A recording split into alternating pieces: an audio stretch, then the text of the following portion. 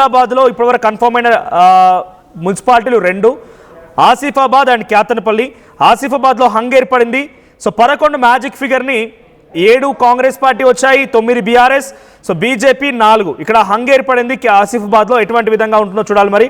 So క్యాతనపల్లిలో CPI 4 స్థానాల్లో గెలుపొందింది. CPI and BRS ఇక్కడ పొత్తులో ఉన్నాయంట. సో కొంత అక్కడ బీఆర్ఎస్ పార్టీ కైవసం చేసుకునే అవకాశం ఉంది.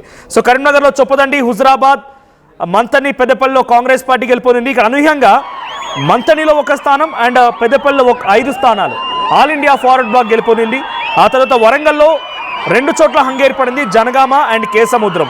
జనగామలో 16 మ్యాజిక్ ఫిగర్ ఉంటే కాంగ్రెస్ 12 కైవసం చేసుకుంది, బీఆర్ఎస్ 13, సిపిఐ 1 అండ్ ఇతరులు 4. సో ఇక్కడ కాంగ్రెస్ పార్టీ కొంత ఏర్పాటు చేయడం కోసం ప్రయత్నం చేస్తుంది అనేది ఇన్ఫర్మేషన్ వస్తుంది.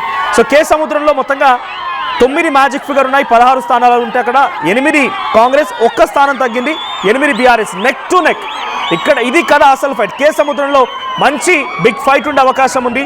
8 2 స్థానాలు. డోర్నకల్లో కాంగ్రెస్ గెలిచింది, మరిపెడలో కాంగ్రెస్ గెలిచింది. ఆ తర్వాత బీచ్కుండ, నిజామాబాద్లోని బీచ్కుండలో కాంగ్రెస్ కైవసం చేసుకుంది, ఎల్లారెడ్డిలో కాంగ్రెస్, బాన్సువాడలో కాంగ్రెస్, భీమ్గల్లో కాంగ్రెస్. ఇక మెదక్లో ఇస్నాపూర్లో